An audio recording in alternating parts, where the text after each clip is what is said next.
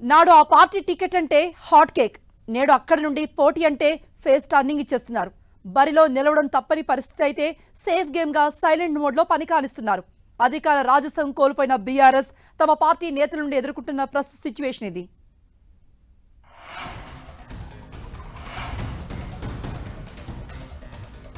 ఎన్నికల షెడ్యూల్ వచ్చేసింది. బీఆర్ఎస్ పార్టీలో మెజారిటీ స్థానాలకు అభ్యర్థులు కూడా కన్ఫామ్ అయ్యారు. పార్టీ అధికారికంగా అభ్యర్థులను ప్రకటించింది. కానీ టికెట్ దక్కించుకునే నేతలెవ్వరూ గ్రౌండ్లోకి దిగలేదు, ప్రచారం మొదలు పెట్టలేదు.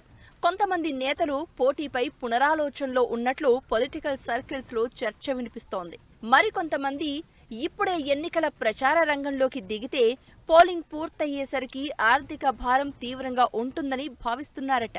అందుకే నియోజకవర్గాల్లో ముఖ్య నేతలతో మాత్రమే భేటీ అవుతూ ఎన్నికల కార్యాచరణపై ప్రణాళికలు సిద్ధం చేస్తున్నారు.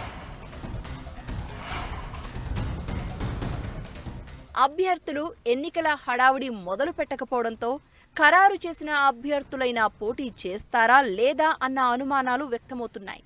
ఇదే సమయంలో జాతీయ పార్టీల నుంచి పోటీ చేస్తున్న అభ్యర్థుల ప్రచారం ఆయా నియోజకవర్గాల్లో జోరందుకుంటోంది. ప్రచారం సంగతి అలా ఉంటే, పోటీ చేస్తామంటూ 3 నెలల నుంచి హడావిడి చేసిన నేతలంతా ఇప్పుడు సైలెంట్ అవడం రాజకీయంగా మరో కొత్త చర్చకు దారితీసింది. చేవెళ్ల, జహీరాబాద్ సిట్టింగ్ ఎంపీలకు మళ్లీ అవకాశం ఇస్తామన్న జంపు కొట్టి జాతీయ పార్టీల నుంచి పోటీకి దిగారు.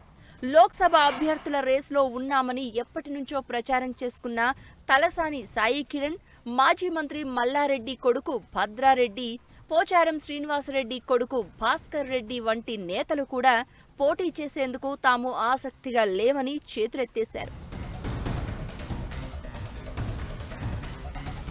అధికారంలో ఉన్నప్పుడు పోటీపడి మరీ బీఆర్ఎస్ టికెట్ కోసం తీవ్ర ప్రయత్నాలు చేసిన నేతలు ఇప్పుడు తమ దారి తాము చూసుకుంటున్నారు. కొందరు కాంగ్రెస్, బీజేపీలోకి జంప్ అయ్యేందుకు గ్రౌండ్ ప్రిపేర్ చేసుకుంటుంటే, మరికొందరు ఎన్నికల రేస్ నుంచి తప్పుకుని పొలిటికల్ సైలెన్స్ ను మెయింటైన్ చేస్తున్నారు.